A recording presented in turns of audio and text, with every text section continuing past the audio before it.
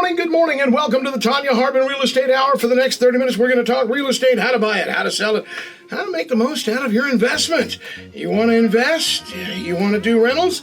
You know what? We've got somebody with some excellent guidance in here, and I got to tell you, I love working with her. She's the only real estate agent that I will ever use. She's the only one that I will trust. Do you know what integrity is? Nobody can jack with your integrity. You ruin your own integrity. And let me tell you, she's the only one I know that she's got integrity because she does the right thing when no one's looking. She takes care of her clients. And here, without further ado, the star of our show, it's beginning to look a lot like Tonya. Everywhere you go, you want to put the sign up. It's gonna say the word, that word we all love says sold. It's beginning to look a lot like Tonya. Everywhere. You didn't know I had a Christmas song for you. I mean, you're just so talented. Who needs Gary LaVox when you've got Rudy? Oh, stop it. Stop it. All right, let's talk about this. The holidays are here, and I'm getting worried. I don't want your numbers to go down. You sell houses all the time. You're always, if somebody comes in and goes, I want to sell my house. Oh, I want to buy that house. Or I want to invest. But that usually happens when, oh, that house is, look at that yard. It's manicured. It's beautiful. It's spring. It's summer. But now that we're getting into winter, I'm cold. How are you going to sell houses in the wintertime? You know, I actually, well, number one, the holiday season is my favorite time of the whole year. That's why you're my twin sister. It's the only time I ever decorate my house is for the holidays. Really? Yes, I love it. And my house was decorated like 3 weeks ago. So anyways, but it's actually the best time to sell your house. And the reason is if your yard doesn't look great, it's okay because no one else's does.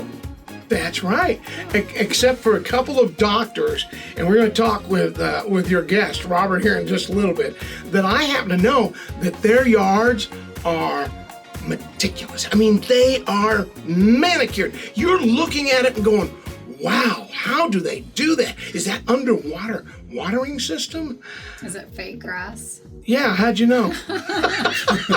Well, it's super expensive. But it makes that Maserati or Ferrari or Lamborghini sitting in the driveway look good. Yeah, I just have Bermuda. Do you really? Mm-hmm. Do you know Bermuda is indigenous to this area? It is. Yeah, and if you get the hybrid Bermuda, your husband will love you forever. But you got to go talk to one of these, nurseries to get hybrid Bermuda. Hey, I'm just glad for this season because we work in our yard all the time.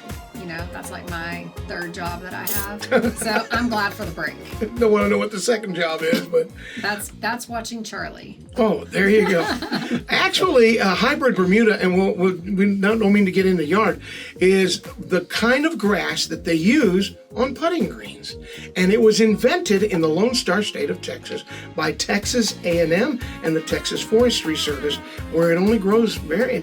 So that's what we had at our house that we had before this one because Kelly kept it like golf course grass. Yeah. He had a real mower. Yeah, you need those. All right, so let's get to talking about how is the industry looking? How are things going? We've had an election that is over with. We don't talk politics anyway, but still, you know, it seems like I'm feeling a vibe from people going, yeah, I'm ready to do something. I'm going to go. I want to go buy a house. I want to sell my house. People are getting out and about. They're not. I used to hear, and especially up and down the hallways, feet dragging. Now I hear ka-clip, ka-plop, ka-clip, and they're just walking away. Everybody's in a higher step. Are you noticing that in the home industry? I mean, for our team, we have been busy. So I think it's starting to pick up. All right. Do you have a lot of homes that you that are for sale right now? Because there for a while we hit a shortage. Yes, there's a lot more homes on the market, so you do have a lot of options to choose from. Plus, you know, sellers are paying closing costs on most homes, so or you can buy down your rate. There's lots of different things that you can do right now. All right. So there's plenty of homes to find out there. Are people actually moving? I mean, we've got them for sale, but are people moving around saying, okay, let's go get into these houses? Is this the proper time of year? I mean, I think it's a great time to buy just because, again, there are a lot of homes that you can choose from, and you can get seller concessions or you can get money off. So it's, What's the one thing that helps a home sell?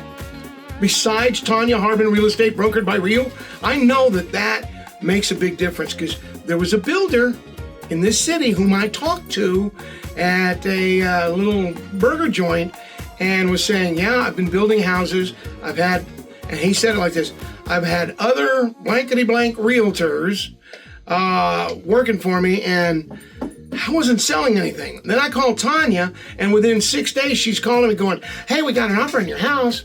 yeah. And he looks at me and he goes, how does that happen?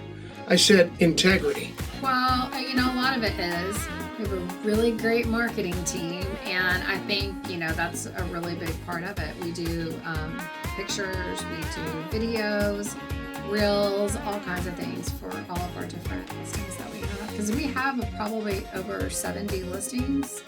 So, we try to get videos and of every single one. Are there certain parts of town or certain parts of West Texas that are starting to blow up a little more? Because I noticed that Clyde has a lot of people moving out to it. I don't understand why, but Clyde is actually a booming town. So, we actually list homes for a national builder, and we have a subdivision in Abilene.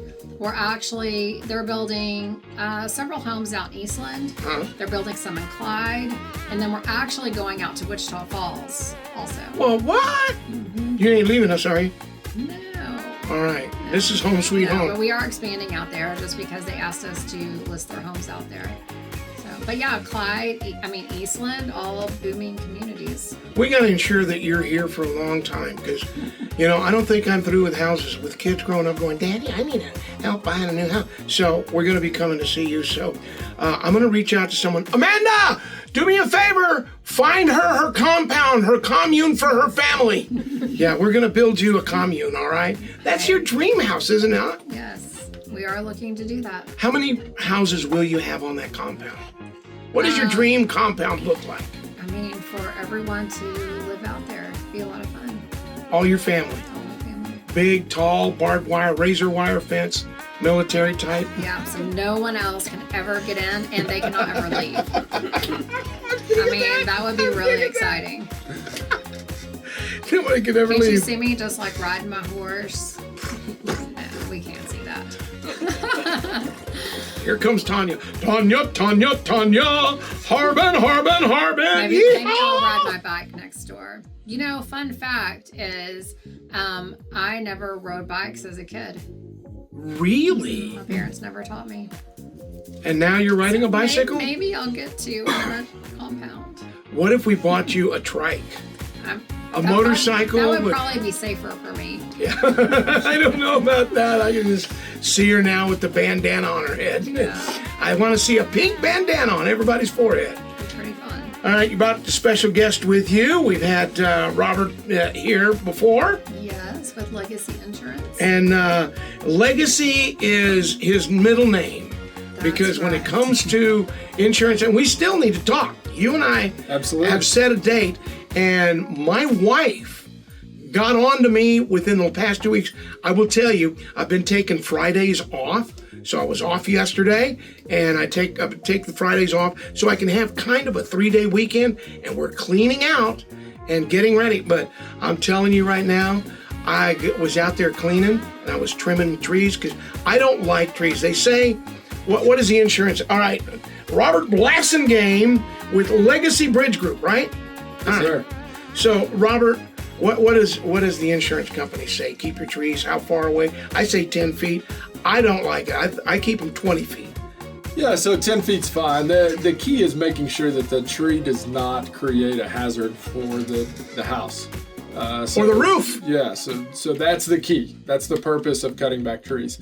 And so tree limbs fall, but if you have trees against the roof and the wind blows, it rubs the roof and then creates holes in the roof that then leak.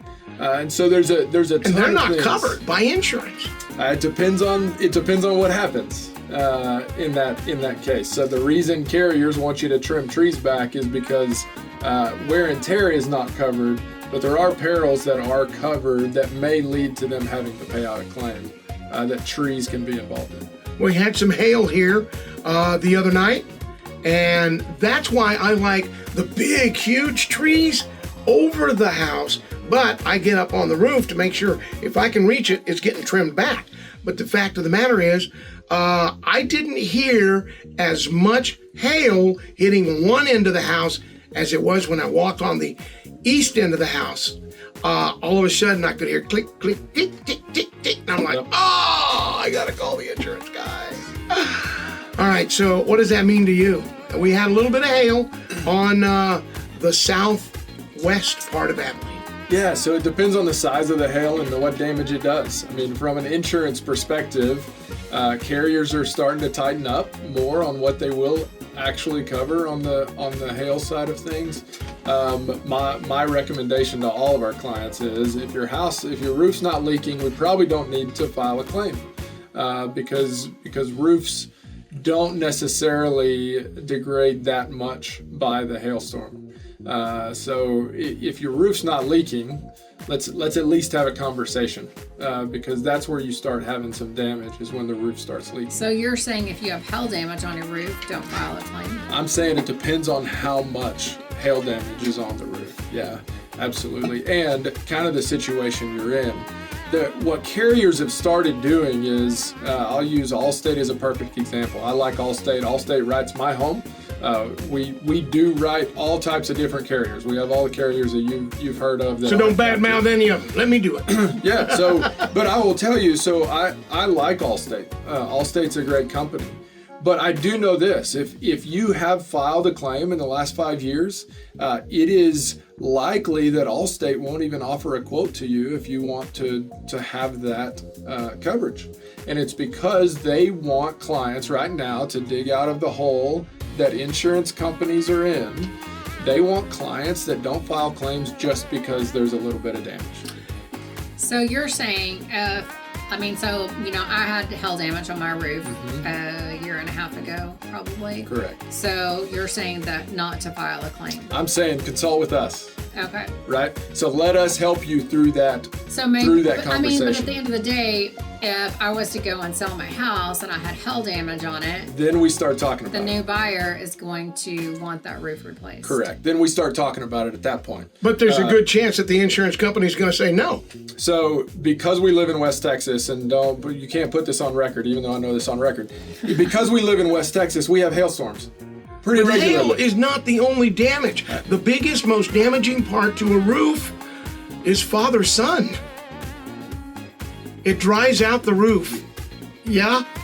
Yes. I'm sorry.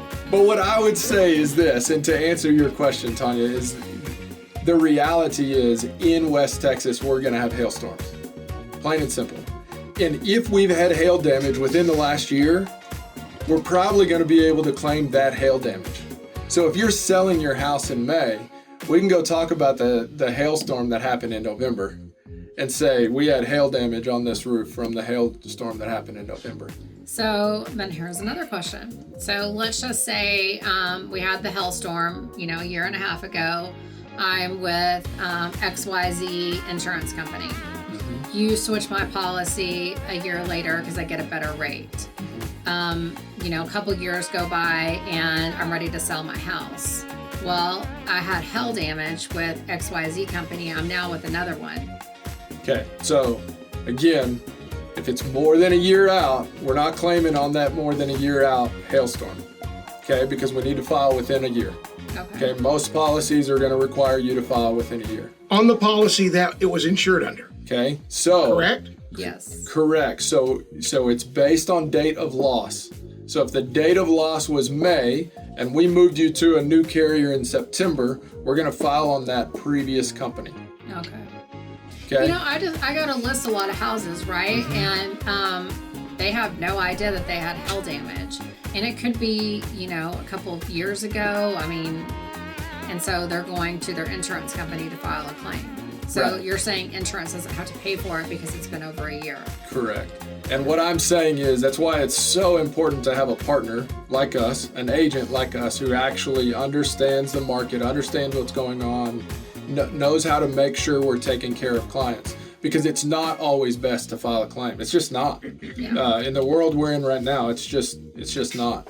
Because filing a claim makes your insurance go up. Even if it's not your fault. And so people will come to us and they'll go, hey, it's illegal for carriers, it's illegal for insurance companies to raise your rates if it's something that's not your fault. Well, maybe that's true. But carriers have so many different rating metrics and rating mechanics that they can pick on something else and blame that something else, right, for the rate increase. And so there's just so many different factors that go into where that premium and that rate comes in that, again, it's important to have somebody that knows what's going on. So I need you on my side. I saw somebody post on social media and they said, my property taxes are higher than my homeowner's insurance. So I went to go check, and sure enough, and property taxes in Texas are high. Anybody moving here from another state, they're like, oh my gosh, like, what is this? So I went and looked. My homeowner's insurance is more than my property taxes. Why? For now. For now. One, but I've seen people post about this too. Yeah, so my question is, and I don't know this for sure, but are you paying city taxes? No. Where you're at. So you're not paying city taxes. So that's a big factor, okay? Because your home, not only is it outside the city limits, so you're not paying city taxes. So your taxes are actually lower. So maybe people that posted it, maybe they lived outside city. Right. The second thing is this. You live outside the city limits, and so insurance rates are higher because you don't have a career fire department that then responds in the event of a fire at your house. So they are building one close to my house. Will that Correct. count? Volunteer or for real? They're building. It looked An like actual it says career. Abilene, it Yeah, says it's fire actually station. a career fire department that they're building out towards Potosi. As soon as I saw that, I was like, oh, I hope Yep. it makes my insurance go down. Yeah. So what's going to happen then is they're going to refactor. So they call them protection class codes, PC codes. So you're currently in a PC 7, I believe. PC 1, all of Abilene's in a PC 1, which means a career fire department within 2 miles. Okay. And so then we start looking at maybe that's the case. And when that's the case, well, now you have a faster responding fire department and rates go down. Because what carriers know is if you live outside the city limits and there's a fire in your house, 9 times out of 10, it's burning to the ground. So now they're paying a full value of your home, not just repair. Right? So because of that, your rates then go up.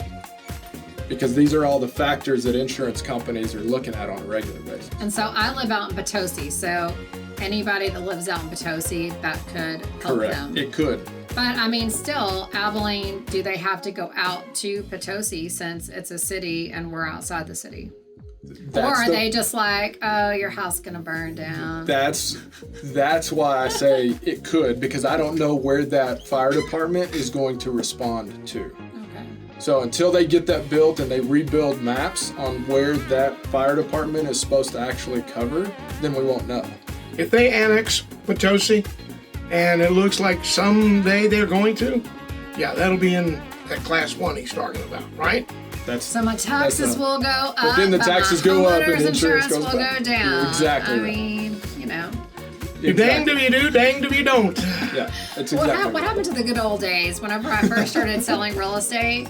And every time I did like somebody asked what their mortgage would be, and for their insurance, I'd always put $1,600. Everybody's homeowner's insurance was $1,600 a year. Now it's not.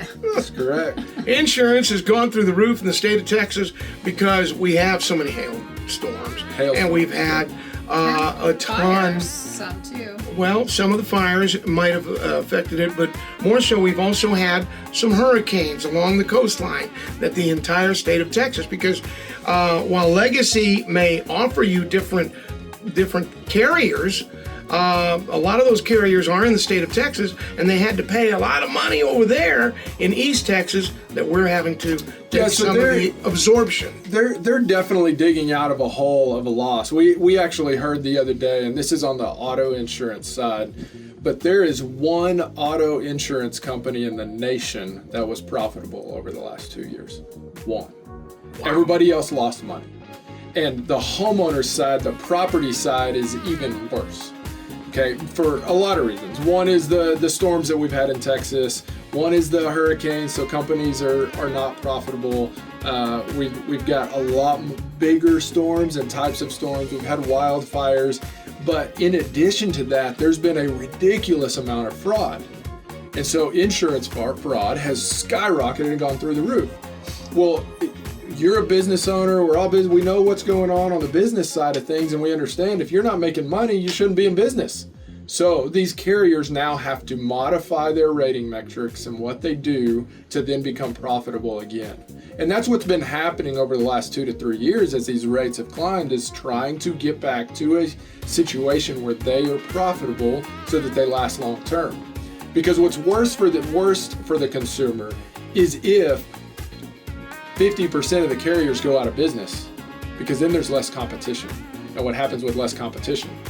Rates go up higher, right? And so what's best for the consumer is that rates get to where they need to be and they stabilize, so that then carriers can start actually having a little bit more competition and understanding where the negatives are from their coverages. Which, I will tell you this, and I don't want to get everybody too excited, but we are being told by almost every one of our carriers that they are ready in 2025 for new business.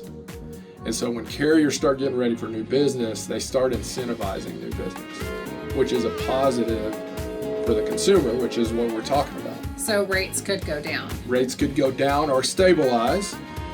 If they go down, it may be coverage changes, there may be endorsement changes. There's a lot of different things that could go into it, but more carriers wanting business is a net positive across the board for everybody.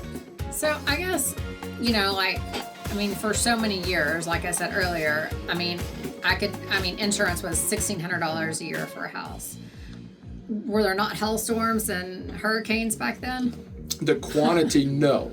Okay. There have been more storms than there have been historically. But in addition to that, the cost of materials has skyrocketed as well. And so because the cost of materials, well then the cost that insurance companies have had to pay to repair those roofs or to repair those vehicles or to repair whatever has gone up as well. So what do you think is the average cost of homeowners insurance now? So we write a lot of business, and because we write a lot of business, I have a bunch of data that I can pull. Right now, so you're not wrong, 3 years ago, our average cost for homeowners insurance was $1,630, 3 years ago.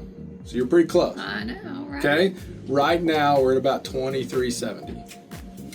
So it's gone up about $700. I just think so many that, we get back, it's like $4,000. But that is on what size house are we talking about? Well, so that's why we're talking about averages. That's why we're talking about averages. So if I'm writing a brand new home, a brand new build inside the city of Abilene or inside a city center, I can tell you yesterday, I was so excited. We got a quote back on a brand new build for $783. I was fired up, right? So we are talking about averages, without a doubt. And I will tell you what's happening is carriers are getting much better. You were talking about the hurricanes.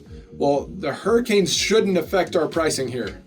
They shouldn't. But the historically they have. Insurance companies are getting way better because of data analysis. They're getting way better at actual pricing for the consumer and location. But it hasn't happened to date yet. But it's actually started happening. That's why we're seeing $4,000 and $5,000 premiums, because that's what it should be for that property and that consumer.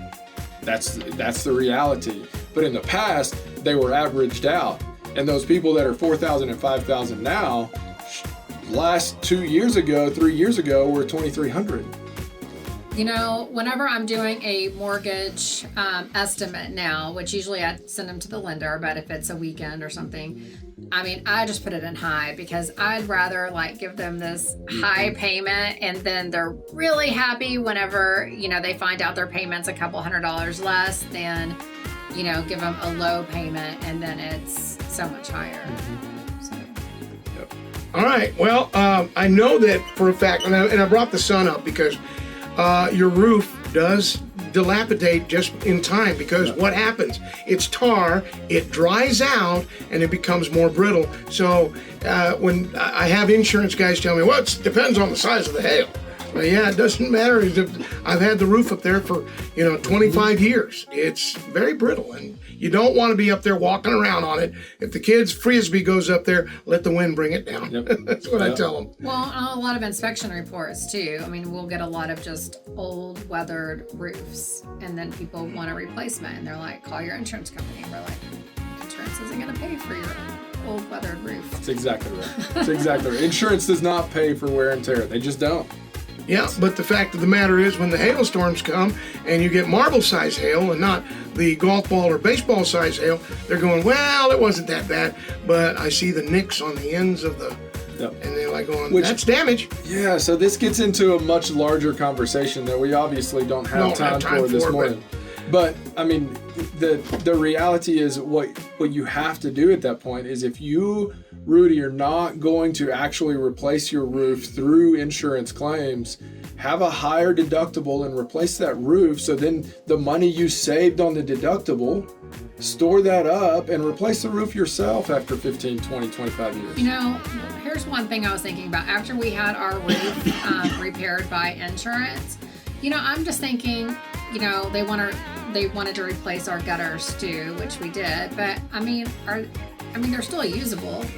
Yeah, that's changing too. I mean, and I was just thinking, like, why are they spending all that money on gutters? But yeah, there's some dings, but I mean, who's going to notice that but my husband, who notices everything? Exactly. And that is, again, why insurance companies. So when I say rates are going to level off, or maybe they'll come down a little bit, but coverages may change, that's what I'm talking about. Because I was just thinking that's cosmetic. That is a metal cosmetic exclusion. Whereas in the past, if your roof was architectural shingle, if it was an asphalt shingle, but you had metal gutters, you didn't have that cosmetic exclusion on because your roof wasn't cosmetic. It wasn't metal. Right. But now insurance carriers are getting smarter. They're getting more data. They're understanding what's actually driving up their cost. And next year, those gutters aren't going to be covered. I would just rather my gutters not be covered and to have a lower insurance premium. That's what's... because whenever I was looking at them, I was like, yes, they're dinged up, but I mean, they work just fine. Mm-hmm. All right, before we run out of time, also the price of a house has gone up. So if they have to replace it after the fire, they're not replacing the home you bought for $250,000 that is now selling for $375,000. Right. So, yeah, insurance. Expensive. Yeah, I don't file my insurance claims for that reason, and that reason only, is that the insurance company is going to find a way to say, well, we're done. Go find somebody else. And so, but if you get a new roof, find a new insurance agency. That's great advice. That's right. Come talk to us. Because you're going to get a better rate. Only if you're not our client already. If you're our client already, don't find a new insurance agency. All right, Robert Blasingame with Legacy Bridge Group. You go to help@legacybridgegroup.com. That's to send an email, correct? Yep. Or legacybridgeadvisors.com. Yes, sir. All right. Is there a phone number you want them to call? Yeah, 325-603-2060. 325-603-2060. Tonya, thank you. Are you going to be open anywhere this weekend? I mean, all over town. It's on Facebook. It's beginning to look a lot like Tonya this holiday season around here. All right, we're going to have some fun. You're going to have your holiday party. I don't know, what do you call it? Santa, I don't know. Yeah. Santa at our office. Santa's workshop at our office. Tonya Harbin's Christmas celebration. December 5th. It is December 5th. Expect me to be there with bells on and a microphone on and broadcasting live. And can I be invited, please? Yes, you can. It's from 4 to 6. All right. You want me to bring tamales or burritos? Well, I don't know if they're Taco Bueno burritos. Oh, see, she's got a fave. All right. So once again, Robert Blasingame with Legacy Bridge Group Insurance at LegacyBridgeAdvisors.com or 325-603-2060. Tonya Harbin Real Estate can be found. TonyaHarbin.com, TonyaHarbin.com. And hit the big pink button when you get there. It turns into green, I guarantee you. Or if you want to find out where they're showing this weekend, Facebook at Tonya Harbin Team, right? Yes. We'll see you there. Thank you both. Thank you. Thanks, Rudy. Oh, by the way, start packing. You're going to be moving soon. This is KYYW, Abilene, Texas.